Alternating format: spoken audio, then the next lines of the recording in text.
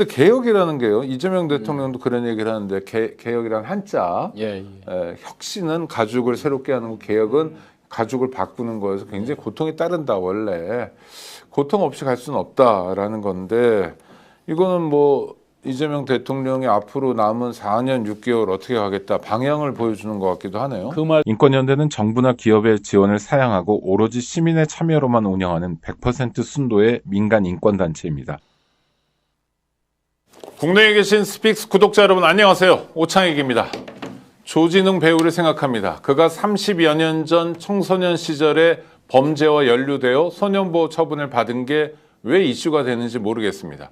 어린 시절의 잘못이 30여 년이 넘어서 문제가 되고 그 때문에 자신이 종사하던 직업을 그만두어야 하는 까닭을 정말 모르겠습니다. 소년의 범죄에 대해 별도로 소년보호 처분을 하는 것은 반사회성이 있는 소년의 환경 조정과 품행 교정을 위한 필요한 조치를 하고 소년이 건전하게 성장하도록 돕기 위해서입니다. 소년법 제1조의 규정입니다. 조진웅 배우가 소년원 경력에도 불구하고 배우로 성장했다는 것은 우리의 소년보호 시스템과 가정교육 그리고 고등학교와 대학교육 등이 성공적이었다는 것을 의미합니다. 소년 시절의 얼룩에도 불구하고 우리 소년들이 잘 클 수 있어야 합니다. 그런 의미에서 조진웅 배우에 대한 돌팔매는 즉각 중단되어야 합니다. 조진웅 배우도 견디기 어렵겠지만 조진웅 배우를 지켜보는 수많은 소년들을 생각해서 다시 배우의 길로 돌아왔으면 합니다. 유명인이라고 해서 과도하게 파헤치는 것은 잘못입니다. 유명인과 공인은 구분해야 합니다. 공인의 경우에도 직무와 관련 있는 일만 취재 대상이 될 수 있습니다. 스픽스가 보내드린 인기 토크쇼 역전의 용사들, 오늘도 최고의 출연자들과 함께합니다. 오늘은 친구 특집입니다. 첫 번째 친구를 소개해드리겠습니다. 충북도민의 친구 신용환 대통령 직속 지방시대위원회 부위원장이십니다. 안녕하세요. 네, 안녕하세요. 신용환입니다. 네네. 친구 싫으세요? 아니요, 너무 감동적이고. 친구 먹었는 줄 알았어. 저도 그걸 말하죠. 제가 후배입니다. 네. 그다음에 네, 시사평론의 길을 여는 좋은 친구입니다. 김성환 시사평론가 오셨습니다. 네, 고맙습니다. 어서 오십시오. 네. 감사합니다. 네, 저는 오창 국장님하고 친해지고 싶은 네, 친구가 되고 싶은 아이고, 평론가입니다. 네. 네. 알겠습니다, 선배님. 야, 이분은 서민의 진짜 친구입니다. 네. 안진걸 민생경제연구소장님. 예. 저는 또 피켓들의 친구입니다. 피켓들. 오늘 또 국민의힘당 앞에서 서울의 소리 그리고 여러 뉴미디어 채널 분들이 추운데 국민의힘 해체를 촉구하고 위원정당 해산을 호소하는 농성을 하고 계시더라고요. 아이고. 가서 이거 하나 받아왔습니다. 오늘 스픽스라도 좀 알려드리고 싶어가지고요. 근데 제도 언론이 취재를 하나도 안 해요. 아무리 그래도 그렇지 몇십일째 하고 계시는데 시민들이 자발적으로 국민의 해체를 요구하는 시민들의 행동도 있다라고 몇 줄에다 써줄 법한데 한겨레 경향신문도 안 쓰더라고요. 그다음에 우리 스픽스, 그다음에 뭐 오마이뉴스 이런 데서라도 좀 알려야 되겠죠? 근데 우리 안진걸 소장님 보실 때 국민의힘 해체하라 또 위원정당이 해산하자 이런 요구의 정당성도 있을 텐데 혹시 국민의힘이라는 정당이 좀 고쳤을 가능성은 좀 있습니까? 없는 것 같아요. 장동혁을 몰아내고 이번에 1.23 사태 내란 사태를 사과한 한 40여 명 있잖아요. 25명? 네. 뭐 이제 개별적인 것까지 하면 한 40여 명 되나 봐요.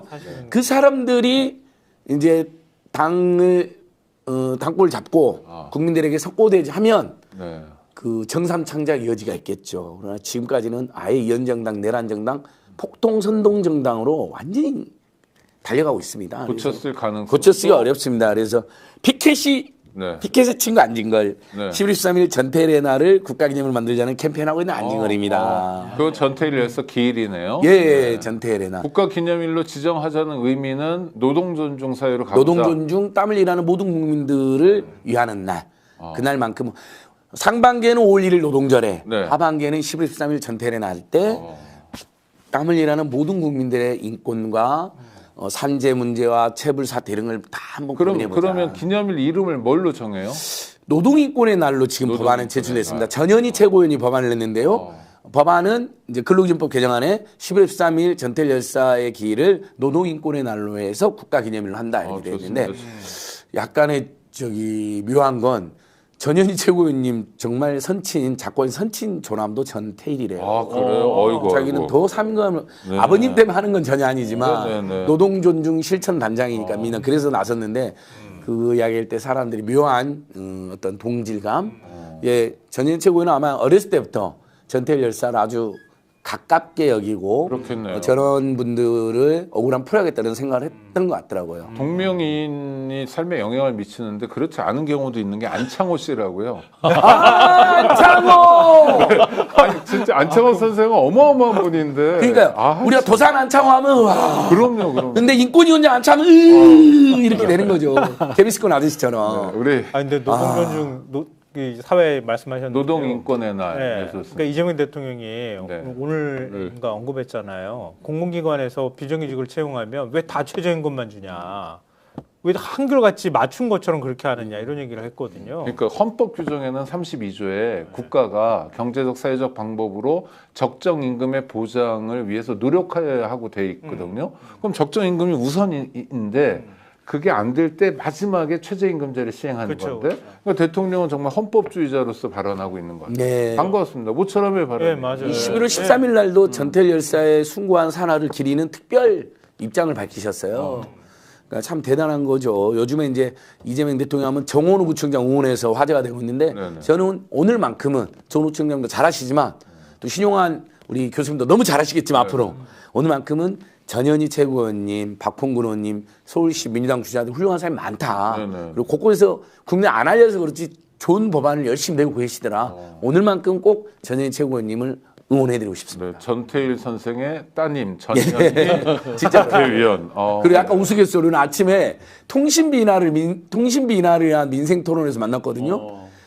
저는 현직에 있을 때도 전 최고위원이었고요. 이제 그만뒀는데 지금도 전 최고위원입니다. 그분이 재미가 없다는 네, 평가했었잖아요. 네, 네. 오늘 빵 터졌습니다.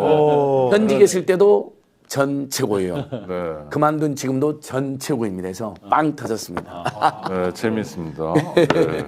자, 야, 여러 가지 신기한 얘기를 많이 듣는데 예. 역시 서민의 진짜 친구답게 한꺼번에 여러 가지를 보여주십니다. 과 또 균형 있습니까? 발전은 운명이라고 하는 백협도 있습니다. 요즘에 그건 지방을 많이 다니니까. 균형 발전. 그것은 이제 균형 발전 운동하는 분들이 이게 만들었더라고요. 저희가 이제 지방시대위원 신용환 교수님의 슬로건이죠. 예. 그 여러분 대법원 그러니까 운명이라는 건 국가가 균형 발전 안 하면 오늘도 대통령이 그런 표현을 네. 쓰던데 네. 국토를 넓게 쓰자. 어제 그라운드를. 이제 저희가 어제였습니까? 이제 처음으로 어. 또 정부 부처 업무 보고를 이제 첫 스타트를 저희가 끊었는데 네네. 대한민국을 넓게 쓰겠습니다. 이제 이런 슬로건 하에 너무 좋네요. 네네. 뭐냐면 작년만 하더라도 서울로 2030이 무려 6만 6천 명이 서울 수도권으로 들어왔어요. 네. 서울 수도권의 과밀 때문에 생기는 일극화 때문에 생기는 교통이나 이런 것들로 생기는 사회적 비용이 41조 정도 된 거예요. 네. 작년에만. 계속 이런 이제 수도권 일극화에서 상대적 박탈감. 부동산 문제 우리 많이 얘기하잖아요. 서울시장 선거에 영향을 미친다. 지방 지금 가보세요. 남의 일이죠. 남의 일이에요. 완전히 남의 일이에요. 예. 전혀 관계가 없어요. 이런 정도로 이제 양극화가 아니라 수도권 완전 일극화. 이 체제로는 대한민국 미래, 특히나 이제 요즘 사람들은 워라밸 이런 걸 중요시 하잖아요. 네. 그러니까 삶의 행복도는 계속 떨어져 있잖아요. 서울 같은 경우 서울 수도권에서 이런 것까지 감안해 보면 운명적으로 균형 발전, 균형 성장을 예. 만들어야 되는 숙제를 안고 있습니다. 저는 당장 대법원, 헌법재판소, 육사, 서울대부터 지방으로 빨리 내려보냈으면 좋겠습니다. 국가인권위원회. 국가인권위원 그렇죠. 소리 쓸 이유가 없잖아요. 법무부. 네. 국민들 모두의 기관은 국민들이 오고 가기 편한 중부권쯤이나 아니면 뭐 특별히 균형 발전 필요한 용호남으로 내려가는 게 맞습니다. 농담드리면 그들이 이전하면 그 자리에 명품 주택들을 생겨서 저 집값 문제를 어느 정도 안정화시켜. 그럼요. 그 문제도 해결이 되죠. 뭐 아니 서울은 공원이 부족하니까 공원으로 하고 그럴 수도 국방부 있고요. 같은 데도 이전해야죠. 네. 계룡대 청년 저렴한 청년 주택 그렇죠. 또는 그건 해주고. 공공임대 주택도 만들 수도 있고요. 네. 아유 뭐 그냥 뭐 진짜 준비한 것하고 상관없이 이야기가 너무 풍성하게 가니까 너무 행복합니다. 애청자님들 많이 들어오시기 전에 이렇게 제가 약간 아니, 예외를 해드리는 아니요, 거예요. 많이 들어오신 다음에 하셔야죠. 지금 막 들어오고 계십니다. 국가 균형 발전은 대한민국의 운명을 결정하는 길이다.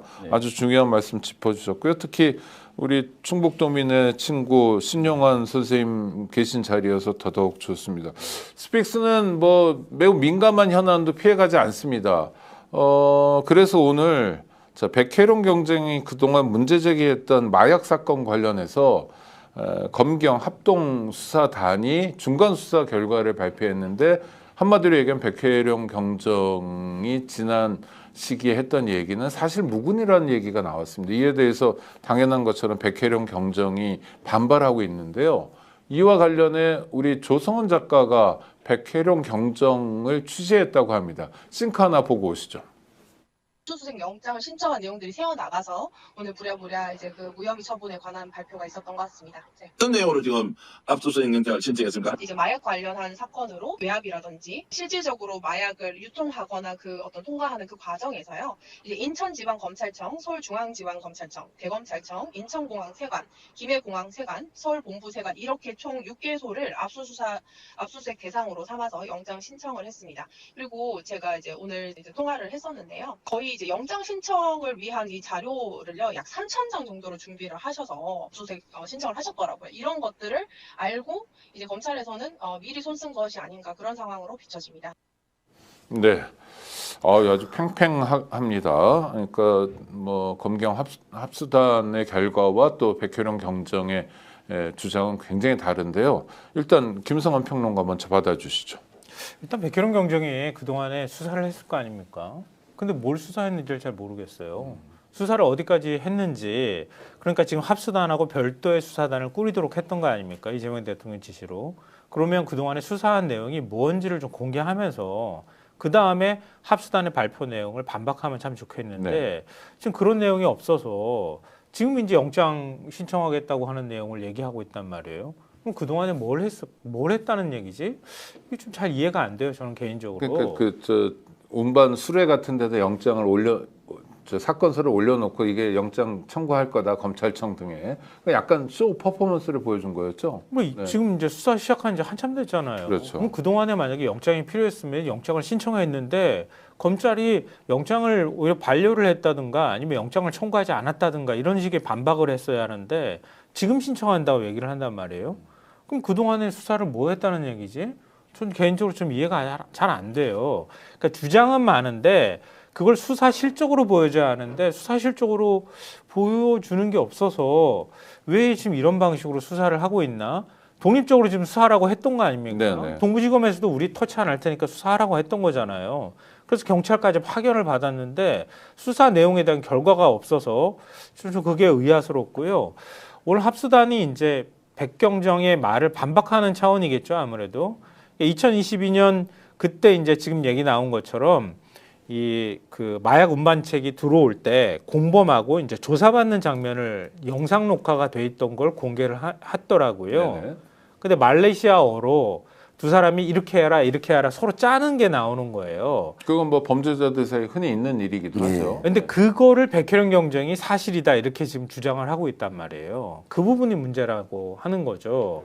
그러니까 예를 들면 뭐 이 자기들끼리 그냥 연기해 뭐 영상 찍으려고 하지 않느냐, 솔직하게 말하지 마라, 나 따라서 이쪽으로 나갔다고 해라, 뭐 이렇게 하면서 서로 간에 얘기했다고 하는 걸 말레이시아어로 얘기하는 장면이 찍힌 걸 이제 공개를 한 건데요. 근데 당시 경찰이 이 말레이시아어를 통역하는 사람을 안 데리고 간 상태에서 조사를 하면 공범들끼리 말레이시아어로 지금 짜면서 얘기를 하면서 이게 답변을 하게 되는 거잖아요. 그러니까 그런 부분에 대해서 백혜룡 경정의 그동안의 주장이 어디까지 사실에 근거한 것인지에 대해서 의문이 살짝 좀 든다는 거죠. 그러니까 이 부분에 대해서 저는 뭐 핵심적으로 그러니까 검찰의 주장이 완벽하게 맞다 아니다 단정은 저는 하고 있지는 않지만, 왜냐하면 결과적으로 수사가 좀 부실했던 건 맞는 것 같고, 그리고 마약이 그냥 통과가 됐다고 하는 게 100kg 넘게 통과가 됐다는 거니까 그걸 제때 잡아내지 못했다고 하는 것도 또한 의문을 계속 갖게 되는 거지만, 백혜룡 경정이 어찌 됐든 간에 그런 부분에 대해서 수사로 말해야 한다. 근데 네. 그 수사 결과가 아직 보이지 않아서 좀 어느 쪽 주장이 말이 맞는지 백혜련 경쟁의 말을 신뢰하기가 조금 어려운 상황으로 가는 거 아닌가 싶어서 좀 걱정스러워요. 그러니까 네, 전체적인 상황을 보면 마약 밀수는 분명히 있었잖아요. 네. 그 가담자들, 실행자들이 검거가 됐고요. 그다음 세관을 통과한 것도 맞잖아요. 근데 그때부터 이제 인천 세관 수사 제대로 안 된 거 맞거든요. 영장이 네. 기각돼가지고. 그래서 처음에 인천 세관의 연루를 수사하려고 했던 부분, 국내에 연루된 자들을 더 추가로 수사하려고 했던 부분, 그리고 그것을 성과를 발표하려고 했는데 보도자로 못 내고 기자회견 못하게 청와대가 그러니까 용산 윤석열 멧돼지 대통령실에서 나서가지고 방해한 부분은 여기까지는 다 사람들이 인정을 하죠. 근데 이제 저희들이 그때 우리 스픽스도 여러 번 이야기했어요. 네.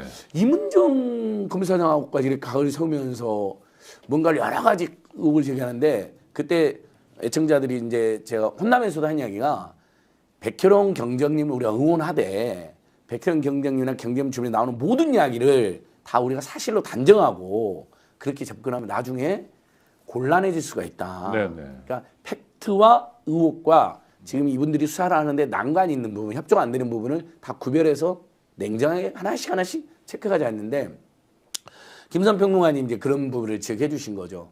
여전히 이분들이 수사를 제대로 할 수 있는 환경이 아닌 것 그리고 뭐 방해가 있을 수 있죠. 여전히 이런 부분들은 제가 당연히 비판하고 지적을 하고 돌파를 해야 되는데 다만 그 한계 속에서도 더 많은 믿음과 더 많은 힘을 얻으려면 작은 성과, 작은 시도라도 해가지고 이런 걸 좀 더 밝혀냈다. 이런 게 있어야 되는데 이제 그런 게 없이 길어지니까 좀 국민들 입장에서 좀 불안하고 혼란을 느끼시는 것 같아요. 그래서 그 부분은 저희가 조금 더 좀 냉철하게 생각할 필요가 있다. 네, 네. 여전히 응원하고 수사를 제대로 할 수 없는 조건에 대해서는 제가 지적을 하되 거기서 나온 이야기를 다 믿고 무조건 와 그런 일이 있었는데 어떻게 이럴 수가 이렇게만 접근하는 이문정 검사장마저 검찰이니까 저렇게 해버리는구나 이렇게 프레임으로 가면 좀 위험할 그리고 수 있다. 이게 약간 팩트에 걱정되는 게 기반해야 된다. 오창익 선생님이 대한민국 최고의 경찰 전문가인데 제가 경찰들만 만나면 이 사건을 물어보거든요. 경찰 내부에서도 반반이에요. 오히려 부정적인 분들이 더 많아요. 경찰 내부는 이 수사에 대해서. 그러니까 이것은 백혜련 경정님이 돌파를 하는데 참조해야 될 중요한 시사점이 있는 거죠. 실제 이제 투 트랙이잖아요. 하나는 외압이 있었느냐 수사에 이게 이제 사실은 이제 별개죠. 그리고 진짜 마약 밀수를 하는데 세관이나 공무원들이 집단적으로 가담을 했고 또 그거에 권력 핵심부들이 가담을 했느냐. 윤석열, 김건희 뭐 패밀리 얘기까지 많이 나온 거니까 요 투 트랙인데 비교적 외압이 있었냐 없었느냐는 뭐 상대적으로 가리기가 쉽겠죠. 전화 통화나 내용이나 문자나 이런 것들을 다 확인해 보면 지금 일단 중간 수사 결과를 왜 발표를 했는지는 뭐 어떤 뭐 내부적으로 갈등 때문에 미리 차단하기 위해서 한 건지는 알 수는 없지만 뭐 외압은 없었다라고 자기들이 이제 통화 내역과 최초 보고 시점 이런 것들을 대통령실의 최초 보고 시점이 브리핑하던 날이다. 그러면 이제 외압할 여유가 없었다. 이제 이런 거니까 요 트랙은 조금 변론으로 하더라도 이 트랙에 대한 의심은 정말 많이 남는 거죠. 113kg나 되는 그것이 과연 어떻게 정상적으로 빠져나갈 수, 우리 일반 상식으로는 정말 빠져나갈 수 없을 텐데 어떻게 나갔을까. 이제 요 부분에 사실은 더 집중이 돼야 되고 외압에 대한 부분은 분명히 객관적으로 수사한 내용을 그대로 소상하게 국민들에게 밝혀주면 되는 것인데 여기에 이제 한동훈 씨가 오늘 뭐 자기 관련된 그 단계 건도 있지만 그 1시간 전쯤에 황당하게 이제 그걸 얘기를 하죠. 저 대통령에 대한 뭐 백혜룡 이제 이렇게 합수단이 발표를 하니까 대통령을 걸고 넘어져서 이렇게 지시한 대통령도 뭐 문제가 있고 책임을 져야 된다는 식의 그걸 SNS에 올려놨더라고요. 본인 아마 단계 그럴 줄 모르고 올렸던 것 같아요. 자기 앞갈머리 하기도 바쁜데. 그러니까 근데 이거는 단계 사태는 사실로 드러나고요. 그거는 사실로 가는데 한동훈 이걸 대통령을 걸고 넘어질 일이 뭐가 있냐면 대통령께서는 사회적인 관심이 집중되고 의구심이 의혹이 많으니까 풀어라라는 거잖아요. 의혹을 풀어라. 정확하게 밝혀라. 김은 김대로 아니면 아닌대로 밝히고 소상하게 국민들에게 고해라. 이건데 이게 뭐가 잘못이 있는 거죠? 네. 저는 이제 백혜련 경정이 대통령을 부담스럽게 만들면 안 되는 거예요. 그렇죠. 자기가 의혹 제기를 그동안에 열심히 했고 또 거기에 공감하는 국민들도 많이 있잖아요. 그러니까 윤석열 정권 자체가 너무 터무니없는 정권이니까 무슨 일이든 저지를 수 있다고 보는 거잖아요. 그러니까 백혜련 경정의 말을 어쨌든 마약 사건이 있었던 상황이니까 신뢰를 했던 거예요. 많은 분들이. 네. 그러면 대통령이 거기에 대해서 저렇게까지 의혹 제기를 하니 백혜련 경정 수사팀 만들어서 수사해라 이렇게 한 거잖아요. 이 대통령이 직접 이렇게까지 힘을 실어주는 경우가 어디 있습니까? 그렇죠. 그럼 그렇게까지 기대를 하면서 힘을 실어줬으면 백혜련 경정은 검찰하고 싸우는 게 아니라 수사 결과로 보여줘야 되는 거예요. 마약 직원들 조사하고 거기서 외압이 있었든 아니면은 그걸 마약이 통과되는 과정에서 그때 그냥 누가 눈 감아줬든 이런 것들을 수사 결과로 그걸 말을 해줘야 되는 건데 지금 그게 하나도 없잖아요. 그런 상황에서 검찰하고만 싸우면 나는 정당하다 이런 식의 얘기를 자꾸 연결하려고 하니 그러니까 백혜련 경정이 정말 말을 신뢰 있게 하고 있는 거야라고 하는 의문이 남는다는 거예요. 알겠습니다. 백혜련 경정 사건은 요 정도 마무리했으면 좋겠는데 저는 김성환 평론가 말씀에 답이 있는 것 같아요. 윤석열 정권 시기여서 정말 별의별 일이 다 벌어진다. 지난주에 제가 창원에 가서 들은 얘기인데 대진년이라고 대학생 진보연대라는 학생 4명이 전두환이 뭐 방문했다고 하는 표석 같은 거를 이렇게 깼대요. 근데 그게 뭐 범죄 뭐 재물 손괴는 맞는데 뭐 피해를 누가 입은 것도 잘 모르겠고 그래서 그 경남지방경찰청 형사과장이 훈방 조치했대요. 근데 그게 나중에 보고받고 조주호 경찰청장이 난리 쳐가지고 막 그 뒤집어라 다시 잡아들여라 그래가지고 사단이 났다고 그러더라고요. 아무것도 아닌 사건인데도. 그러니까 윤석열 정권 때 조지호도 내란 세력 아닙니까? 내란 세력들이 보여준 황당한 모습 때문에 우리가 이제 감정이입도 되고 그러는 건데 안진걸 소장님이나 다른 분들 말씀해 주신 것처럼 이건 정말 쿨하게 봐야 된다. 네, 이게 또 하나의 교훈인 것 같고요. 다음 이야기로 넘어가겠습니다. 싱크 하나 또 보실 텐데요. 이재명 대통령 잠깐 만나고 오시죠. 재단법인이든 개인이든 개인도 범죄를 저지르고 반사회적 행위를 하면 제재가 있는데 당연히 사단법인이든 재단법인이든 법인격 제도 헌법과 법률에 위반되는 지탄받을 행위를 하면 해산시켜야지. 국제처장에게 질문하는 거죠. 네, 법적 근거는 어떻고 연구해봤냐? 그리고 뭐 보고가 있었다 이런 얘기인데요. 통일교를 염두에 두는 거죠. 뭐 신천지도 그럴 것 같긴 하지만, 네. 대통령의 저런 언급은 어떻게 봐야 됩니까? 일단 그 대통령께서 벌써 이제 2번째 말씀을 하셨다. 그 얘기는 이거에 대해서 굉장한 방점을 찍고 있다. 그러면 대통령은 어디에 방점을 찍는 거냐? 헌법적 가치, 이 원칙을 지키겠다. 정교 분리의 대한민국이잖아요. 근데 정교 일치를 주장하면서 그게 현실 정치로 들어와서 실제로 몸통을 막 뒤흔드는 현상들을 만들어냈잖아요. 거기에 마치 어떤 검은 고리 커넥션이 계속되는 것처럼 그런 것들을 보여왔고 그게 결국 내란 정국에까지도 어느 정도 역할을 하는 듯이 보여지고 막 이런 것들이 본류의 정치 그 본령을 완전히 흔드는 그래서 헌법적 가치마저 훼손하는 일에 대해서는 막아야 되겠다.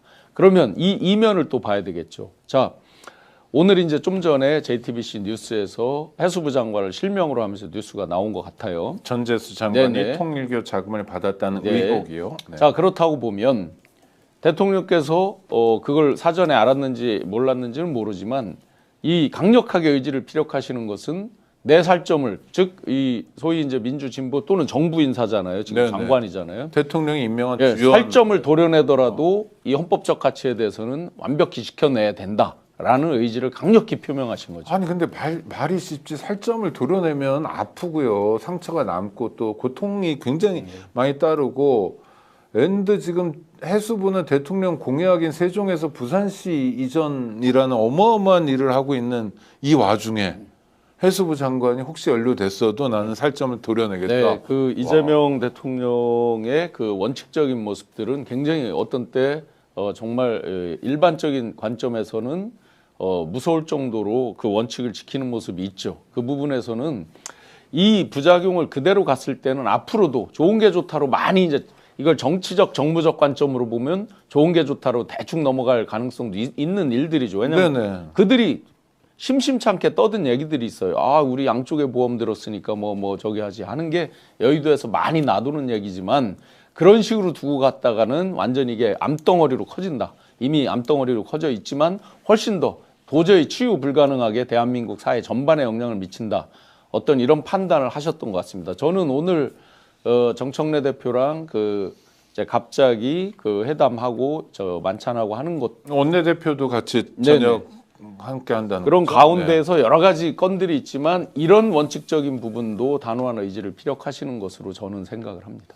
근데 보통 대통령이 이런 적은 없잖아요. 팔은 안으로 굽기 마련이고. 안으로 국가 안 국고를 떠나서 종교단체하고 척지는 걸 굉장히 부담스러워 하잖아요. 그렇죠. 마이너스죠. 네.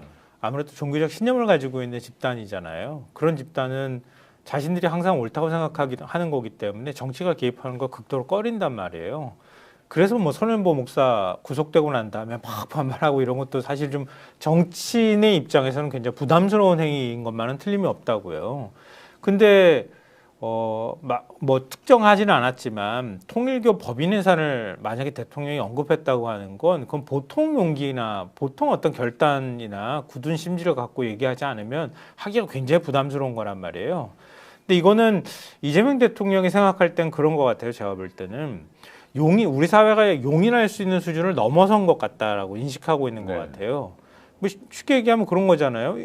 윤석열이 0.73으로 이길 때 국민의힘이 갑자기 외부에서 용병을 영입해가지고 그래서 당내 경쟁자를 물리치고 용병을 대선 후보로 만들고 그리고 난 다음에 대선 공간 안에서도 선거운동 과정에서도 통일교가 개입해서 건진 얘기를 들어보면 김건희도 통일교 때문에 우리가 당선됐다고 고맙다고 얘기할 정도가 되면 이거는 특정 종교단체가 대통령을 만들었다는 얘기랑 마찬가지잖아요. 그리고 신천지 개입설도 상당히 네, 신뢰할 그것도 역시. 만한, 그것도 뭐 국민의힘의 중진급 의원인 홍준표 전 대구시장이 직접 자기가 얘기를 들었다면서 그렇죠. 언급할 정도의 상황이니 민주당 경선에도 개입했다 이런 게 거의. 그러니까 특정 정당에서 대통령을 만드는데 종교의 힘을 빌렸고 그리고 그 대통령이라는 사람이 국정이라는 거 뭐 얘기를 언급할 필요도 없고 결국은 내란을 획책해가지고 지금 이런 형국이 벌어졌다고 하면 이거는 그냥 종교가 종교의 자유를 얘기할 수준을 용인할 수 있는 수준을 넘어선 거죠. 이 부분에 대해서 우리가 그대로 용인하게 되면 앞으로 종교단체는 우린 종교일치야 이러고 얘기하면서 뭔 짓을 해도 된다는 얘기가 되는 거잖아요. 그리고 이제 종교 간의 전쟁이 벌어지겠죠. 왜냐하면 다 현실 권력에 종교가 참여하고 장악을 하려고 그러면 이러면 신천지하고 통일교를 이단으로 규정한 주류 기독교 세력은 또 어떻게 하겠어요? 노노할 거 뛰어들겠죠. 그 과정에서 원래 종교 간에 그래도 대한민국이 서로 좀 존중하는 문화가 있는데 갈등이 더 격화되죠. 그럼 지금 이재명 대통령 그걸 더 심하게 보는 거거든요. 이 헌법상의 정교 분리가 심각하게 훼손되는 행위. 근데 그것은 어떤 결과로 이어지냐면 뭐 정치와 종교가 뭐 할 수도 있겠지 이렇게 느슨하게 우리가 생각할 수 있잖아요. 언뜻 보기에는. 그게 아니라 여러분 당연히 그런 모든 종교 세력이 자신들 이익과 특권과 대한민국을 종교적으로 지배하기 위해서 정치 행정이 다 뛰어들 거 아닙니까? 그리고 종교가 기본적으로 배타성이 있거든요. 그리고- 왜냐하면 저쪽 교회는 예. 구원이 없고 우리 교회만 구원이 있어야 내가 장사가 되는 속성이 있어서 그렇죠. 그리고 큰일 납니다. 잘못하면. 주류 기독교는 재림예수는 없다고 했는데 지금 문선명이나 신천지나 이런 데는 막 재림예수 인척하거나 재림예수라고 한학자는 하잖아요. 홀리마더고요. 그러면 어마어마한 싸움이 나는 거예요. 서로 야 이러다가 이단이 우리를 지배하겠다. 그럼 막 주류 기독교가 뛰어들겠죠. 그러면 예를 들면 또 카톨릭이나 불교에서도 이것 봐라 이거 대한민국 완전히 신교도의 국가 미국처럼 되면 안 되는데 그러면 또 불교도 뛰어들고 뭐 다른 민족 종교도 뛰어들고 어떻게 되겠어요. 그래서 대통령이 설령 민주당의 일부 인사가 연루됐다 하더라도 이참에 완전히 이런 짓을 한 데를 뿌리 뽑자고 나선 건 너무 잘한 건데 한동훈 행태가 너무 가관이에요. 내일 통일교 재판이 있는데 한동훈 씨는 자주 나오네요. 민주당에 대해서 불면 죽여버리겠다는 협박을 했다는 거예요, 이재명이. 어떻게 이걸 이렇게 했죠? 미친 사람 아닙니까? 뭔 소리? 그게 그러니까 오늘 이재명의 말이 이것은 내일 계속 앞으로 통일교와 민주당에 대한 폭력까지 니들 죽이겠다는 공개 협박을 했다는 거예요. 거꾸로 해석을 하는구나. 그러니까 네. 한동훈 수준으로 가지 않으면 네. 도대체 못 알아듣는데 그러니까- 구독자 여러분들을 위해서 제가 설명해 드릴게요. 국민의힘에서도 이해를 못하고 있어요. 미친 자야, 미친 자. 윤영호가 수요일 결심 공판에서 민주당 인사들을 불겠다고 했는데 법인 해산 문제를 이재명 대통령이 얘기한 건 윤영호 보고 불지 말라고 협박하는 거다라고 한동훈이 얘기했다는 건데 한참 따라가야 되겠습니다. 특수부 검사 출신이기 때문에 알아듣는 얘기인 거죠. 예. 아무도 모르다는 검사들은 그렇게 자기가 검사 시절 때 주로 그렇게 많이 했던 모양이죠. 아니 윤영호는 지금 통일교하고도 척 잡고 다 풀고 있는데 이재명이 오늘 이런 말 했다고 지가 할 거 안 합니까? 결식 못판에서 뭐 못할 말이 뭐 있어 그 사람이. 죄를 줄이기 위해서 그래요. 이게 그냥 맞아. 윤석열 대선계뿐만 아니라 관행적으로 우리 통일거든 일부 종교 세력이 얘할 거든 줄였다고 물타기를 시도하는 거잖아요. 물론 결과가 어떻게 될지 모르겠어요. 분명한 건 한동훈이한테 꼭 해주고 싶은 말이 윤석열 당선은 통일교원에 김건희도 납득이랑 녹취가 공개됐잖아요. 그건지 그거에 대해서 또 석고대죄도 해야 돼요. 그렇죠. 그런 자들하고 어울려서 윤석열, 김건희 앞잡이 노릇 하고 대통령 당선 만들고 지가 지금도 여기 페이스북에 보면 법무장관 했다는 걸 가장 격려해놨거든요. 그게 제일 자랑스러운 통일교 세력 위해서 법무장관 된 놈이네. 그렇죠. 그러니까 이제 한동훈의 비약과 이 망상을 이야기하면 한동훈이는 내란 세력을 본인이 갑자기 당선시켜준 사람이니까 그러면 입 닥치고 가만히 있어야 돼. 그러니까 비약은 미나토 칠 때나 얘기해야지. 그러네. 한동훈이 아무 때나 껴요, 네? 화투를 요즘 야, 한동훈 이야기하면 값어치가 없어 안 하고 싶은데 너무 소란되니까 한마디 해줬습니다. 네. 이 최근에 내란 전담 재판부 설치에 있어서도 많은 사람들이 뭐 이런 얘기를 하잖아요. 뭐 지방선거 위헌이다, 뭐 위헌 어쩌고. 얘기도 네. 있지만 지방선거에 악영향을 미치니까 정무적으로 뭘 어떻게 한다 이렇게 많은 얘기를 하잖아요. 네네. 자 대통령께서 이거를 정무적으로만 판단하면 우리 흔한 농담으로 뭐 그 얘기 하잖아요. 임금도 한 표, 뭣도 한 표 하면서 사이비 종교가 됐든 뭐가 됐든 다 만나서 표를 얻어야 된다 이 얘기는 흔히 하잖아요. 네. 선거철 때면 또 당연히 하는 얘기들이고 그런 걸 다 떠나서도 원칙적으로 이거에 대해서 생중계되는 국무회의에서 두 번째 강조를 하면서 직접 법제처장에게 그 보고서 올렸냐 등등등을 물으면서 어떤 조항에 의해서 뭐를 어떻게 할 수 있느냐를 직접 물었다. 그러면 대통령도 선거에서 된 분인데 그런 선거의 표 계산 왜 중요한지 모르겠습니까? 그걸 다 물리고서라도 지금 이 순간에 내란도 이렇게 많이 이 헌법적 가치 질서가 흐트러지고도 저들이 황당한 주장들을 지금도 하고 거짓을 하고 있는데 이런 부분을 이번에 아주 단연코 절연하지 않으면 이런 부분을 끊어내지 않으면 대한민국 완전 산으로 간다. 이런 각오를 하셨기 때문에 정말 작심하고 하신 말씀이죠. 이거는 윤영호의 의도는 우리가 정확하게 좀 뭐 그렇죠. 봐야 될 것 네. 같은데 윤영호가 그동안에 특검 수사에 협조하는 모습들을 보였잖아요. 네. 자신의 이제 부인도 회계 담당자고 그래서 한학자 총재 지시를 받고 했다. 뭐 이런 식의 얘기들을 계속 했던 거잖아요.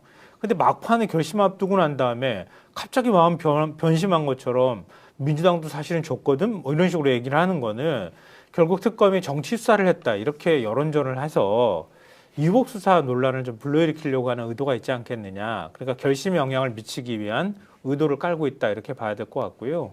두 번째로는 통일교 내부의 역학관계 문제일 것 같아요. 제가 볼 때는. 네. 우리 참 어머님 한학자를 구속시키게 만든 제일 원흉이 됐잖아요. 네. 근데 난 그렇지 않다라고 하는 걸 어떻게 해서든 그러니까 자기가 통일교의 2인자였기 때문에 그렇지 않다는 거를 통일교 내부를 향해서 뭔가 얘기하고 싶어 하는 것 같아요. 그러니까 굉장히 궁색한 처지에 몰린 걸 그걸 좀 만회하려고 하는 전략을 깔고 있는 것 같아요.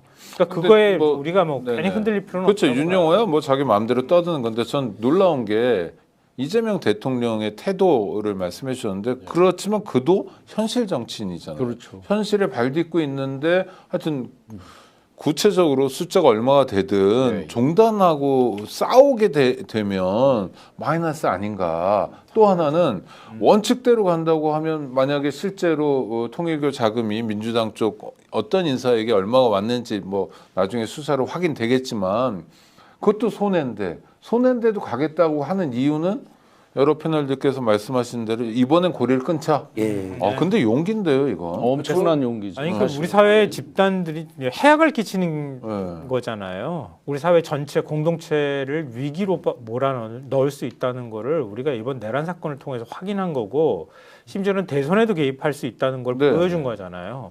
이번 기회에 그걸 고리를 끊지 않으면 앞으로도 계속 이런 일들이 반복될 수 있다. 이건 대통령의 뭐 소신에 가까운 거 아닌가 싶어요. 그러니까 그 1963년 한나아렌트가 악의 평범성에 대해서 말씀드렸는데 지금 기득권들이 그게 종교 기득권이 됐든 대법원 기득권이 됐든 뭐 법관회의 뭐 법원장 회의 등등에서 나타나지만 진짜 정의롭게 자기들이 목소리를 내야 될 때는 한 번도 안 내고 조금이라도 자기들 기득권이 침범될 때는 각종 방어 기제가 작동이 돼가지고 별의별 주장들을 하고 블로킹을 하면서 막아내고 이런 모습들이 지금 극에 달해 있는 걸 지금 보고 있는 거잖아요. 그러면 이게 종교 기득권이 됐든 법원 기득권이 됐든 이번에 이걸 척결하지 않으면 미래로 나가기 어렵다는 판단을 하시지 않았을까. 이건 제가 그냥 사학연인데 어제 이제 업무 보고하면서 바로 옆자리에 제가 이렇게 뵀잖아요. 굉장히 이 과로 때문에도 이제 피곤하실 거고 참모들도 얼굴이 다 떠 있어요. 정말로. 굉장히 피곤해 보입니다. 그만큼 굉장히 고민하고 고뇌에 찬 일들이 많고 과로를 하고 있는 그런 모습들이 보여요. 그러면 이런 부분은 이제 워낙 많은 일이 있으니까 우선순위를 정하실 텐데 이런 부분에 굉장히 방점을 두셨다라고 저는 생각을 합니다. 네. 그러니까 대통령 과로는 잠깐 말씀드리고 싶지만 할 텐데 예. 잠은 12시 전에 자고 네, 7시 전에 일어나지 말고 하루에 7시간만 시간은 주무셔야 7시간만 자면 네, 자면 이재명 좋겠다. 7시간 이상 수면 보장 국민운동법을 만들어야 됩니다. 그러니까. 아니, 왜냐하면 쓰러지시면 큰일 네, 나요. 하루 이틀은 가는데 이 예. 6개월, 1년쯤 가면 그렇죠. 고장나요. 탈진하거나 네. 아니면은 우리가 그 뭐랄까요 이 일에 너무 치이다 보면 나중에 가면은 무기력해지잖아요. 아니 무기력도 아니 체력적으로 이재명 대통령 스타일은 무기력해지는 스타일은 아닐 것 같은데 체력이 안 됩니다. 언젠간 안 돼요. 그렇죠. 이제 그러니까 이 종교 문제는 정말 저희가 이참에 한번 제대로 정리해야 됩니다. 네. 그동안 여러분 애청자들께서도 이 사이비 그다음에 불법 비리 종교 세력들 뭐 여러분 많이 보지 않았습니까? 극단적인 교류로 네, 그럼 집단 자살도 하거나 막 학살까지도 저지르기도 하고 대한민국에서 지금 JMS 얼마나 지금 옛날에 그러니까요. 5대양 사건도 성폭력, 있었고 네. 이거 보면 항상 이게 척결 안 된 게 정치권이나 검경에 연루된 인사들이 있었습니다. JMS도 잘 나오잖아요. 네. 넷플릭스 시리즈를 보면 두 번째 검경이 이 극우 종교 세력이나 사이비 종교 세력을 수사하는 걸 꺼려합니다. 정치권이나 나중에 표가 되기도 하고 몇 표라도. 네. 그다음에 또 극악스럽거든요. 예전에 그 어디죠 이만희 세력이 MBC 아니 이만희 말고 만민중앙교회 세력이 네. 예전에 MBC 김 점령해버린 거 기억나시죠? 네. 이재록인지. 네, 이재록. 네. 이런 거 보면 검경도 약간 쪼는 게 있어요. 무서운 거죠 수사기가. 그다음에 그 전체적으로 이제 종교 자체를 존중해줘야 된다는 이제 우리의 어떤 약간의 성역 같은 사실 뭐 명동성당이나 조계사 이제 좋은 의미의 성역도 있는데 나쁜 의미로도 건드리지 않는 어떤 문화. 네. 건드려 이것 손해다. 때문에 이놈들이 이제 통일고 신천지 홍준표가 말했잖아요. 경선에 저놈들이 개입해서 지가 떨어졌다 뭐 이야기했잖아. 이제 당내 경선 판도로 바꿔버리고 윤석열 같은 황당한 세력을 대통령으로 만드는 데 성공한 거거든요. 이것은 여야 문제가 아니고 만약에 민주당이든 진보 세력에도 연루된 자가 있으면 이참에 다 같이 도려내는 겁니다. 지금 네. 전재수 장관은 지금 단 하나도 연루가 안 됐다고 지금 아니 뭐 좋아요. 그거 다 아니 보잖아요, 그건 이거. 본인들도 해명할 건 해명하시고 네. 저는 특검이든 경찰이든 좀 윤영호 말한 거 맞는지 수사했으면 그래 국민에 내놓고 심지어는 민주당에도 이런 마술 윤석열 내란 세력을 만들기 위한 거에 비하면 아무것도 아니지만 그래도 거기도 일부 연루가 있었다면 밝혀내시면 됩니다. 네. 이참에 다 펴고 다시는 정치에 개못하게 세분 의견이 다 그러니까 일단 요 문제도 지금 요 대목에서 네, 한 말씀. 저거가 네. 저 국힘에서 이제 민주당도 전면적으로 수사해라라고 막 이제 했단 말이에요. 잘 됐어요. 요참에 이제 내란 특검도 더 연장하고 김건희 특검도 연장하고 진짜 뿌리 뽑 다 전면 수사해라, 재수사해라 이렇게 주장을 했단 말이에요. 자, 지금 완전히 불난집이 두 군데가 있을 거예요. 통일교 본산, 뭐 천무원 사무국 이런 데들, 그 다음에 국민의힘이요. 요거 만약에 진짜 제대로 수사해서 해산되는 단계로 가면 바로 그 다음에 해산되는 집단이 생기죠. 국민의힘 정당 해산으로 직결되잖아요. 그러니까 아마 지금 불이 났을 거고 또 하나는.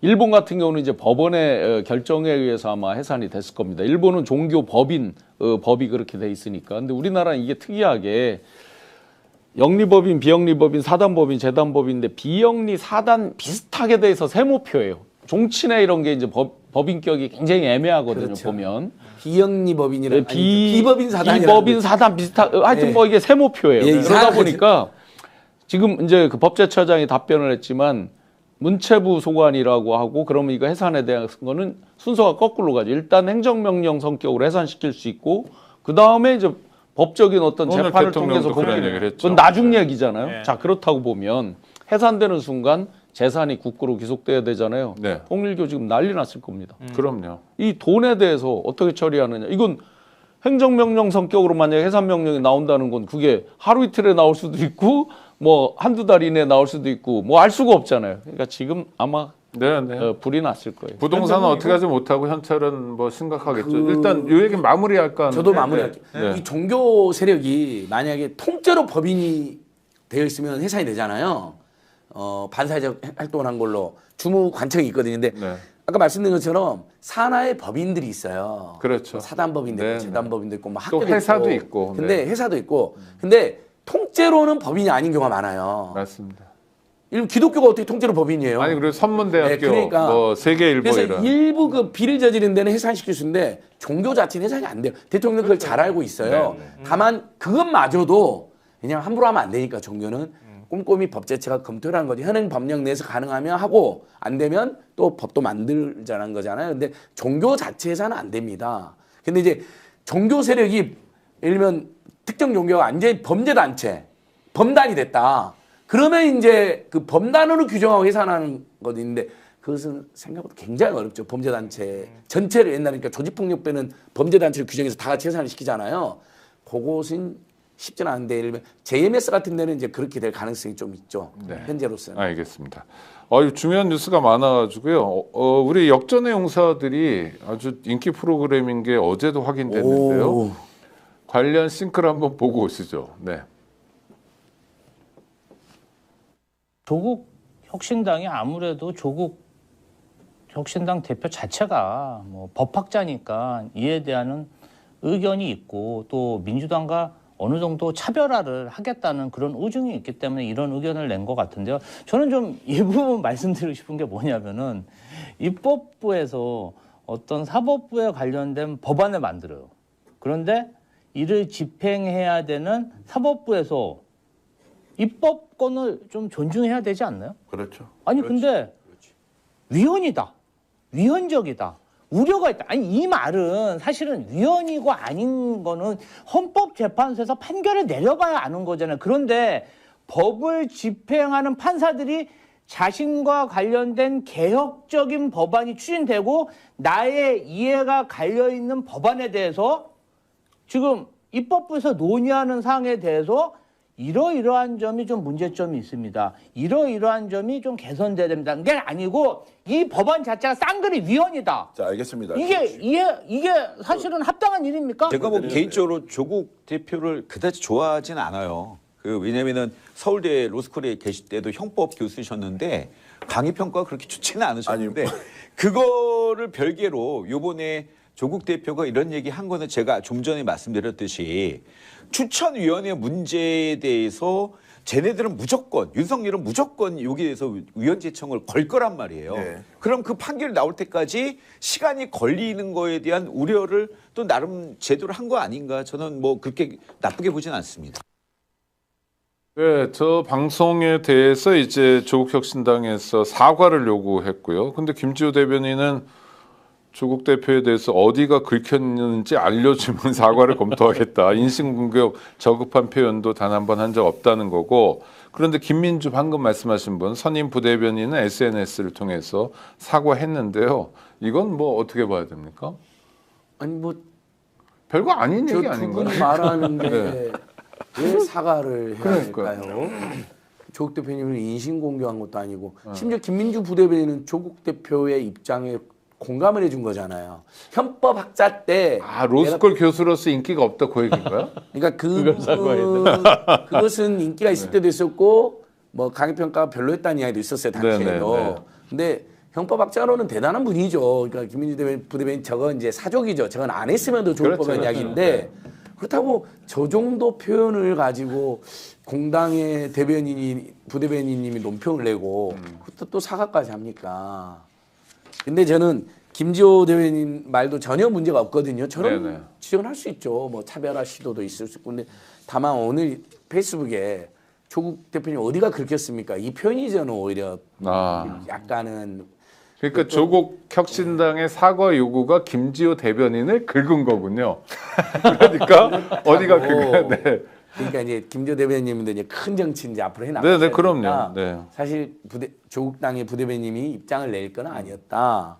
전혀 뭐 이런 쌍스러운 뭐 이런 게 아니잖아요. 그러니까 아니 그 또 유튜브에서 유튜브 우리가, 방송에서 네. 가끔은 조금 우리가 약간 양념으로 좀 재밌는 표현이 일부 들어간 정도인데 그걸 입장을 내는 건 저는 의외했고, 근데 김지호 대변인께서 그냥 아이고 제 방송 한번 봐보십시오. 스피치 전체를 어디에 문제가 있습니까? 넘어갔으면 더 좋을 뻔했어. 조국 너 어디가 긁혔니? 이렇게 이제 물론 표현은 정중했지만 네네. 긁혔다는 말은 경우에 따라서 굉장히 그 근데 요새 뭐 유행어긴 한데 서로 네. 싸울 때 쓰는 표현이 아니라 네네. 민주당과 조국당이 싸우서는 안 되죠. 네. 더 서로 협력해야 돼도 서로 또 아니 이렇게 안진걸 소장님처럼 점잖게 대응하면 좋은데 아니 정당이 여기는 이제 김지호 대변인 개인이고 개인과 정당의 싸움이 되니까 약간 볼썽사납긴 해요. 네. 제일 서운할 때가요. 네. 가족이 나한테 뭐라고 할 때, 아 그렇죠. 네네. 네. 배우자가 뭐라고 할 때 네. 제일 서운하잖아요. 네. 잘 이해해 줄 것 같은데 이해를 안 해주는 것 같으면 저는 그런 경우는 서운하고 잘 못 해봐서 모르겠지만 하여튼 네 말씀하세요. 기분 네. 상하단 말이에요. 좀 그런 느낌이에요. 제가 아. 볼 때는. 그러니까 이게 누가 그렇게까지- 가족이에요? 조국 김지호 두 분이 가족입니까? 아니 그러니까 같은 사실 생각이나 이런 것들 범민주진영? 공유하는 네네. 그렇게 좀 이해해 줄 수 있는데 이 정도면 좀 이해해 줄 수 있는데 너무 야박하게 얘기한 것 같아. 이게 그 조국 정도 대표님이 뭐 직접 요구한 건 아니죠. 당에서 당에서. 그걸 한 그러니까 거죠. 그리고 네. 당 부대변인이 당 대표 타락받고 논평 낸 건 아닐 텐데 굳이 조국 대표님을 언급한 게 예, 이게 과한 그게 거죠. 조금 그 그러니까 이 정도에서 끝내고 네네. 이러면 혹시 서로 표현이 불편했다면 앞으로 좀 더 품격 있는 논평을 하자. 다만 네. 유튜브 방송의 네. 어떤 특성은 이해해줘야 된다. 내용적인 걸로 보자면 그러니까, 조국 혁신당에서 그 위헌성을 우려했던 내용은 만약에 위헌성이 있다고 하는 논란이 계속 제기가 되는 상황에서 이 법안을 그대로 통과시키면 이거 정말 되치기 당할 수 있다. 그러니까 그게 걱정이 되니 좀 더 의견을 들어서 위헌성을 제거했으면 좋겠다. 어찌 보면 충심해서 그런 말을 한 건데 저는 할 수 있는 얘기라고 봅니다. 김지호 대변인 입장에서는 위헌성 논란을 왜 제기하냐는 식으로 또 얘기를 하니 거기서 또 마음이 또 상했을 수 있을 것 같다. 아마 큰 틀은 잘해보자는 거예요. 쪽일 건데 저도 이제 하나는 양보를 못 하겠더라고요. 거기서 일종의 절충안처럼 이제 얘기했던 것 중에서 5대4로 왜 9명 구성을 333 원안이 있었는데 이제 5대4로 그 대법원이 5를 하도록 양보하는 건 어떠냐는 얘기가 이제 나왔잖아요.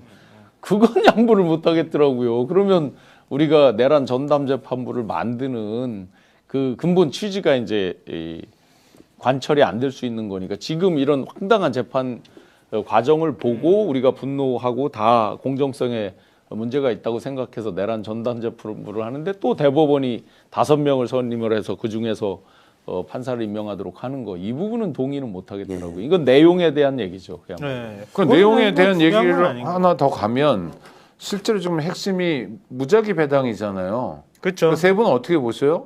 주기현은 무작위 배당의 결과입니까? 또는 뭐 서울중앙지법 영장 전담 판사들은 무작위 배당의 결과입니까? 아니면 조의대의 의도가 반영된 겁니까? 저랑 이렇게 통화하셨어요. 왜요? 지금 서울 고법에 내란 전담 재판부 2개 만들겠다고 하잖아요. 그렇게 이미 밝혔잖아요. 네. 그럼 그 판사들은 어떻게 그러면 넣을 건지를 먼저 밝혀야 돼요. 대법원이. 법원 행정처가 그러면 그 판사를 어떻게 할 거예요? 또 즉시처리 사건으로 분류해가지고 거기 판사한테 그냥 줄 거예요? 그럼 내란 전담 재판부라는 게 무슨 의미가 있는 거예요? 무작위 배당 원칙이 내란 있다. 전담 판사죠 지금. 그러면은 또 네. 뽑기해가지고 내란 전담 재판부라는 틀만 둔 상태에서 판사들은 뽑기로 해가지고 무작위 배당하고 난 다음에 너한테 내란 사건이 배당이 됐네. 그리고 그 내란 전담 재판부에 판사를 집어넣겠다는 거예요? 뭐 어떻게 하겠다는 거예요 대체? 내란 전담 재판부라고 형식적으로 만들어 놓으면 그 사건을 담당하는 재판부를 지정하겠다는 거잖아요. 조의대와 관계가 1도 없는데 저한테 자꾸 물으시는. 아니 그러니까 저도 그 생각. 해야 될지 모르겠어요. 아니 그러니까 사법부가 네, 네. 그거부터 중요한 밝혀야 질문입니다. 되는 그럼요. 거예요. 네. 그러니까 무작위 배당 원칙이 훼손이 되면 피의자의 방어권이 제한이 되고 그럼 특정한 정치적 의도가 들어가고 재판의 독립성을 침해할 수 있다 이렇게 지금 주장하잖아요. 그러면 자기들이 말하는 내란전반 재판부에는 판사를 어떻게 배정할 건지를 먼저 얘기하라는 거예요. 그럼 그거는 우리는 독립성이 보장받은 기관이니 우리가 판사를 어떻게 끼워넣어도 상관없다? 이런 주장이에요? 그럼 그거는 무작위 배당 원칙을 어기는 거가 되는 거잖아요. 네. 그거부터 밝히라는 거예요. 그러니까 대통령 앞에서 대법원이 마치 헌법질서 회복을 위해서 노력한 것처럼 얘기하고 국민의 우려가 있다는 것까지 얘기하면 그 우려를 덜기 위해서 뭘 할 건지 구체적으로 자기들이 밝혀야 되는 거예요. 그 천대엽 법원행정처장이 오늘 공청회 때 그랬더라고요. 네. 뭐 성찰과 자성을 얘기하면서 우리가 노력하고 있다 그러더라고요. 뭘 노력하고 있는지를 말해줬으면 좋겠구만. 그러니까 노력하고 있으니까 그런 줄 알아라. 그런 뜻이에요. 지금 우리는 진짜 각고의 노력을 다 하고 있어요. 이렇게 얘기를 하는데 뭘 노력하고 있다는 건지 그걸 보여줘야 될 거 아니에요. 그렇죠. 네, 보니까 지금 찾아보니까 김지호 대변인 그 SNS는 내린 모양이에요. 네. 아니 저 방금 내렸나 봅니다. 안 네. 소장님 말 듣자마자. 아니야. 그 불필요한 네. 그냥 논쟁이나 지금 사실 그 막 민주당 내에서도 막 당 내부 문제로 너무 막 갈라져서 과도하게 1인 1표 지나는 뭐 이런 분들이 거? 있잖아요. 네. 그건 근데 이제 서로 이재명을 위해서 한다고 그러는데 그건 그렇게 싸우는 건 이재명을 위한 게 아니잖아요. 아니 뭐 누구는 안 되고 누구는 안 되고 막 이렇게 배제 전략을 네, 그러면 네. 이재명 지지자 중 한 30-40% 날아가는 건데 그러면 안 되는 거죠. 그러니까 조국 혁신당의 스탠스 또 조국 대표님의 어떤 행보 중에 비판할 점이 있으면 정중히 또 이렇게 비판을 의견 내고 또 조국 혁신당에서도 그거에 대해서 정중하게 수용할 건 수용하고 오해가 있으면 오해했다고 이렇게 밝혀서 세상 지금도 국회에서 나경원 등이 지금 깽판 부리고 난동 부리고 있는 건데 사실상 네. 좀 민주당 조국 혁신당 그리고 민당 내부에서만큼은 국민들이 다 보고 있거든요. 중도층 다 보고 있고 학생들도 보고 있고 저 사람들은 그래도 국민의힘은 말이 안 되는 짓을 하지만 저분들이 이견 있을 때 굉장히 신사적으로 숙려적으로 신사만 말하면 안 되니까 굉장히 예의 바르게 잘한다. 아니 근데 우리 이런 걸 좀 보여줘야 돼요. 안진걸 소장님 말씀을 들으니까 안진걸 소장님이 어른이네요, 어른. 그 지금 어른스러운 게 아니라 그냥 어른의 말씀이에요. 안진걸 소장 지금 건강해지게 생겼어요. 왜요? 빨리 화해했으면 좋겠어. 너무 걱정하고 아유, 있잖아요. 걱정이 심하죠. 요즘에 너무 막 민주당 내 또는 조국혁신당 또는 옛날에 이제 범친문, 범친명 이렇게 갈라갖고 너무 막 서로 논쟁을 하다. 그러니까 집권 전에 내란 극복을 열심히 하는 시기에는 그래도 한 편인 것처럼 보이다가 내란 그러니까 아직 내란 극복도 안 됐는데 집권했다고 해가지고 하는 건 안 되고 안진걸 소장님 존경합니다. 네, 어른의 말씀이에요. 아이고 별 말씀을요. 근데 개혁이라는 게요. 이재명 대통령도 그런 얘기를 하는데 개혁이란 한자. 혁신은 가죽을 새롭게 하는 거, 개혁은 가죽을 바꾸는 거에서 굉장히 고통이 따른다. 원래 고통 없이 갈 수는 없다라는 건데 이거는 뭐 이재명 대통령이 앞으로 남은 4년 6개월 어떻게 가겠다 방향을 보여주는 것 같기도 하네요. 그 말씀도 지금 벌써 이제 두 번째 똑같은 표현을 쓰셨어요. 이제 껍질을 벗겨내고 바꾸는 거죠. 그걸 국무회의에서 아주 정확하게 강조해서 다시 반복을 했다. 그럼 강력한 이제 개혁 의지를 표명하신 거잖아요. 기득권 저항 세력 그러니까 그 표현 중에 보면 일부씩 모두를 다 만족시킬 수 없다. 일부씩 저항이 있다. 이걸 다 넘어가야 된다라는 의지를 강력히 이렇게 보여주셨는데 오늘 전반적으로 국무회의에서 이제 아까 그 종교에 대한 부분도 그렇고 이 개혁에 대한 거는 뭐 당연히 사법부 이렇게 지칭하지 않았지만 지금 아주 강력히 저항하는 그 사법부에 대한 이런 부분으로 해석이 됐습니다. 내란 전담재판부 설치에 관한 논의를 사법부가 지금 어떻게 요거를 호도하는 식으로 흘러가고 있냐면 사실은 사법권, 입법권 이 갈등도 이것도 말이 안 되는 얘기예요. 사실은 입법부는 입법부 할 일이 있는 거고 사법부 사법부 할 일이 있는 것인데 이걸 마치 어떻게 몰고 가고 있냐면 언론도 마찬가지고요. 민주당 대 나머지 제세력 이렇게 갈등 구조가 지금 형성이 된단 말이에요. 민주당 대 나머지 제세력 전혀 그런 게 아니란 말이죠.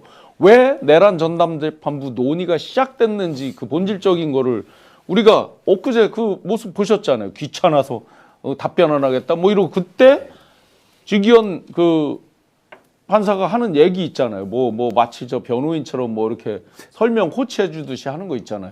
이런 모습들을 자꾸 보기 때문에 그것도 중계가 되니까 이 정도잖아요. 그 중계된 지는 얼마 안 된 거고 중계 안 했으면- 장기간 중계 안 되고 재판했던 거잖아요. 중계 안 했으면 가서 어루만져 줄 것 같아요. 중계원이는. 아이고 고생 재판받는 고생 많아요. 아이고 장군님, 내란 세력들 아이고 뭐 롯데리아 햄버거라도 넣어드려야 되는데. 네. 너무 귀찮으시죠? 그러면 그 정도 하셔도 됩니다. 그래서- 거의 이러니까 시작된 논의거든요. 이게 지금. 이런 그 내란 전단 재판부 논의가 본질적으로 왜 시작됐는지를 생각을 해보면 지금처럼 소위 말하는 저 유시민 작가가 얘기했듯이 재래식 언론들도 마찬가지고 민주당 대 나머지 제세력의 대결로 마치 그거를 호도하면서 극복하려고 자기들 기득권을 지키려고 하는 거 이걸 깨나가는 게 개혁인 거죠. 네, 진짜로 뭐 저희 뭐 자매 단체 같은 민변, 참여연대 뭐 다 반대하고 있다 이런 프레임을 자꾸 만들어내더라고요. 전혀 사실 아닙니다. 네, 그러니까 내란 전담 재판부는 필요하다는 필요하다. 입장입니다. 네, 맞아요. 다만 1심부터 적용할지에 대해서는 좀 신중하자는 의견은 있더라고요. 아니, 근데 그건 그건 낼수 있는 거 논의해볼 수 아닙니까? 있는 거죠. 왜냐면 네. 1심 중간에 내란 전담 재판으로 갔다가 이혼심이 걸려가지고 재판 그러니까. 중단되고 그러니까 또 항소심부터 심지어는 해야 헌재에서 되는 거 이혼 아니냐. 판결하면 그야말로 윤석열이 신나는 짓이기 때문에 그걸 신중하자는 건 이야기할 수 있는 거죠. 모 언론 제목에 민주당 3분의 2가 반대했다가 큰 제목이잖아요. 3분의 2면은 지금 민주당의 의원이 몇 분이신데요. 어떤 3분의 2가 반대를 했단 말이에요. 제가 오늘 아침에 5분의 의원을 이렇게 뵀는데 네네. 말씀하시는 거 보면 내가 어제 이렇게 발언했지만 근본적인 그 하지 말라 이 반대가 아니다 하면서 그렇죠. 일부씩 우려 있는 거를 다 이렇게 대목대목 말씀들을 하신 건데 3분의 2가 누가 어제 발언한 분이 한 20분이라고 얼핏 뉴스에서 봤는데 20분 중에 3분의 2가 그럼 반대를 했다는 말인지 근데 제목은 3분의 2가 반대했다. 그럼 민주당 전체가 대부분 반대구나 이렇게 느껴지잖아요. 구독자 여러분 들으신 바와 같습니다. 그래서 저희 스픽스의 역할이 중요합니다. 저희가 제대로 지금 신영환 부위원장 말씀하신 것처럼 상황을 제대로 짚는 게 중요한데요. 여러분도 좀 화답해 주셔야 됩니다. 구독, 좋아요로 성원해 주시기 바랍니다. 시간은 많지 않지만 국힘 얘기 잠깐 해보겠습니다. 아까도 이야기가 자주 나왔던 한동훈 씨. 드디어 한동훈 씨가 물 먹게 되는 건가요? 지금 어떻게 되고 있나요? 물 먹는 게 아니라 쫓아내겠다 작정을 하고 넘기는 네. 거니까. 일단 쫓아내기 전에 딱 걸려버렸던데요. 진짜 저는 설마 그런 짓은 안 했지만 진짜 전 가족을 동원해서 이상한 짓 한 게 걸린 거죠? 이거 맞죠? 오늘 결과가 걸린 거 맞죠? 아니 왜 해외까지 저기 그러니까. 유학가 있는 그 딸 그 계좌 저기까지 해외 그 계좌로 딱 나오니까 유학생 계정으로 딸을 해외당원까지 가입을 시켰어요. 아주 집요한 자더라고요. 아니, 친한 보통 게 자식들은 정치에 잘 안 끌어들이는 경우도 있잖아요. 친한계 인사는 그거를 네. 성견지명이 있었던 것이다 이렇게 해석을 하더라고요. 그거 어떻게 해석이 윤석열이 됩니까? 계엄을 선포할 수 있는 아주 포악한 사람이었는데 아, 그걸 가족이 온몸으로 저항해서 윤석열 부부를 문제를 지적한 무슨 거다. 운동권 가족입니까? 한동훈이? 그래요? 그러니까 아니 근데 저는 그런 생각 들어요. 그러니까 어느 공당이든 마찬가지지만 윤석열은 이미 파면됐어요. 파면되고 난 다음에 그 전에 한동훈 전 대표 가족이 있었던 거 당계 논란 한 번 좀 논란이 됐었는데 지나갔어. 근데 다시 그걸 끄집어내 가지고 다시 책임을 물어. 너 윤석열 괴롭혔지? 이 얘기는 뭐예요? 다른 말로 말하면 너 때문에 계엄을 선포한 거야. 책임 회피하거나 책임을 떠넘기게 하려고 하는 의도를 한동훈이 포함한 거고요. 빨갱이였다는 거죠? 네. 그렇죠. 민주당 편이라는 거지. 그리고 지금이 와가지고 다시 또 그걸 끄집어내가지고 하는 거는 한동훈 절대 우리한테 반기 들고 우리한테 덤비지 마. 너는 절대 세력이 될 수 없어. 다시 한번 죽이겠다. 그래서 이준석 찍어내기처럼 그냥 다시 쫓아내버리겠다. 이런 의도인 거예요. 그러니까 되게 감정적인 거지. 장동 아니 대표 쫓아내는 게 장동혁에게 도움이 되는 일입니까? 유리한가요? 눈에 까시니까 그런 거지. 눈에 가시니까. 네. 그 오늘 발표된 그 보도자료 마지막 부분이 제일 빵 터졌습니다. 그 중간 발표라고 해놓고 앞으로 윤리위원회에 해부할지는 이제 좀 더 뭐 해본다 해놓고 중간 발표라고 해놓고 맨 마지막에 이를 기초로 추측성이나 악의적인 모습을 그거 저도 웃었어요. 자기들이 당원 명부나 이런 것들 다 조사해가지고 다 공개를 해놓고 난 다음에 추측성 보도하지 말래. 그럼 이걸 저처럼 얘기하지 말라는 뜻이구나. 자기는 정당하게 당기에 의혹 제기한 것에 대해서 정당하게 조사를 한 결과를 발표했으니 이거 한동훈 죽이기라고 오해하지 마라. 네. 그렇게 추측하지 마라. 이 얘기를 하고 싶어 하는 거구나. 고쳐 쓰기 아, 어려운 이제 이해가 됐네. 어려운 근데 사람들 같은데 암담보- 서정욱 변호사 말이 예. 장동혁 국힘 대표가 윤석열 면회 가서 아무 말도 못하고 10분 동안 울기만 했다는데 이건 또 뭐 어떤 상황이에요? 저번 말하는 거 이번 또 같다는 거예요. 아니 지난번에 갔다. 네, 지난번에 가서 네. 그 당에 우는 그랬을 분들이 것 같은데요. 왜냐하면 갔다 와서 쓴 글이 어. 윤석열 전 대통령님도 아니고 윤석열 전 대통령도 아니고 보통은 다 전을 쓰잖아요. 국민의힘 네네. 요즘 정치꾼들도 다 전이라 그러거든요. 또 님자를 빼는 경우도 많아요. 네. 이 자는 윤석열 대통령님을 뵙고 왔다고 썼어요. 페이스북 그대로 남아 있어요. 네. 그 추앙하고 그 막 흠모하는 마음이 그대로 있더라고. 이재명 대통령 이재명한테 이재명이라고 그러잖아요. 네네. 그러니까 이자는 장동 이자는 대통령이 윤석열이에요 지금도 자기 마음속에. 그러면은 친한계로 활동하지는 말든가 그러면. 근데 이제 바뀐 거죠. 그 어느 순간 그 계몽령에 감동받아갖고 윤석열한테 그런 거예요? 심취해가지고 이재명을 몰아내기 위해서 똘똘 뭉쳐 싸웁시다는 거냐? 윤석열을 중심으로 윤핵관과 함께 똘똘 뭉쳐 싸우자는 거. 페이스북 그대로 남아있어요. 한번 봐보세요. 그러니까 국민의힘은 너무 과하다고 생각했잖아요. 우리가 울고 온 것 같아요. 국민의힘은 그 판사들이 문제네. 네. 오늘 나경원 의원도 그러고. 아 판사 출신. 네. 나경원, 장동훈 주호영. 의원도 장동혁, 막 개몽당하고 막 주호영. 그런 모양이네. 네. 국회 부의장인데 필립스터는 맨날 국민의힘당이 자행하는데 사회를 한 번도 안 봐가지고 그러니까요. 자기보다 나이 많은 국회의장, 국회 부의장님이 네. 육체적으로 엄청 고통을 주고 있어요. 그 사람이. 아, 그럼요. 필립스터 사회를 한 번도 안 봤어요. 네네. 아니, 외국도 나갔어요 심지어. 아니 지 정당이 했으면 지가 사회라도 봐줘야죠. 3분의 1이라도. 세상에 나이가 더 많은 어른들 2명한테 맡기고 요것도 아주 나쁜 놈이죠. 요 필리버스터 법 개정안이 올라가 있지만 아직 통과 안 됐잖아요. 사실은 거기 함정이 있잖아요. 민주당이 동의 안 해주면 이 사람들 계속 해야 돼요. 계속 해야 돼. 저 그렇지. 필리버스터 멈출 수가 없다니까. 없다니까. 이상 유지해서 계속하게 계속 해야 돼. 그것도 좋은 방법이네요. 민주당이. 아니 근데 필리버스터를 가맹사업법 가지고 시작한 거잖아요. 네. 근데 나경원 의원의 첫 발언이 뭔지 알았어요? 가맹사업법은 찬성한다. 그러면 그 필리버스터를 뭘 하겠다는 뜻이야? 정말? 네. 그 법에 반대하기 위해서 어떤 방식으로든 반대 의사 표명하기 위해서 하는 게 필리버스터잖아요. 아니, 그러니까 국힘에 대해서 이런저런 이야기 평론을 하는 거는 뭐 의미가 없다 그냥. 의미도 없고 정신건강 관계도 해롭고 그다음 해석이 잘 안 돼요. 그러니까 지방선거가 6개월도 안 남았는데 왜 저러지?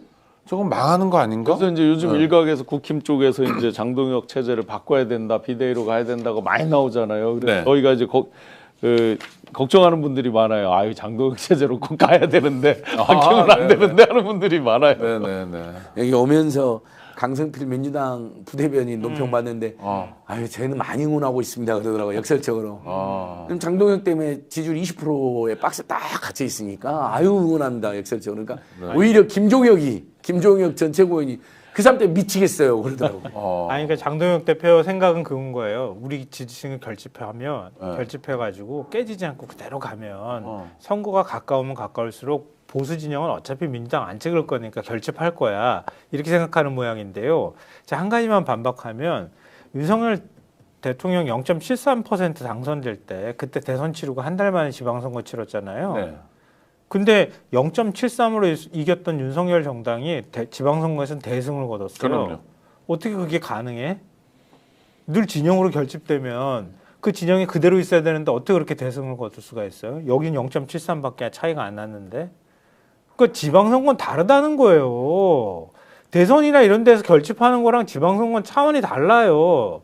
다른데 장동혁이란 사람의 머릿속에는 지방선거 우리가 하면 우리가 늘 대선에서 결집했던 것처럼 늘 결집해 줄 거야. 마무리를 해야 되겠어요. 예. 김성환 평론가께서 죄송한 게 아니라 장동혁 씨의 머리에 들어갔다 나오시느라고 얼마나 고생을 하셨을까. 이게 합리적으로 말이 되는 얘기도 아니고 야 정말 말도 안 되는 얘기를 어떻게 해서 논리적으로 설명하려고 한 제가 잘못했어요. 정치 평론도 정말 쉬운 일이 아니군요.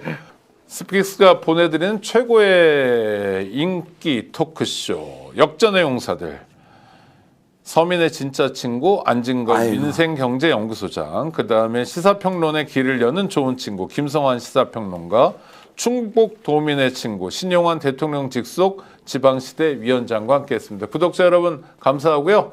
네, 바람도 불고 겨울이긴 하지만 저희 스픽스와 함께 내란 극복도 잘하고 우리 후속 세대에게 좋은 나라 물려줬으면 좋겠습니다.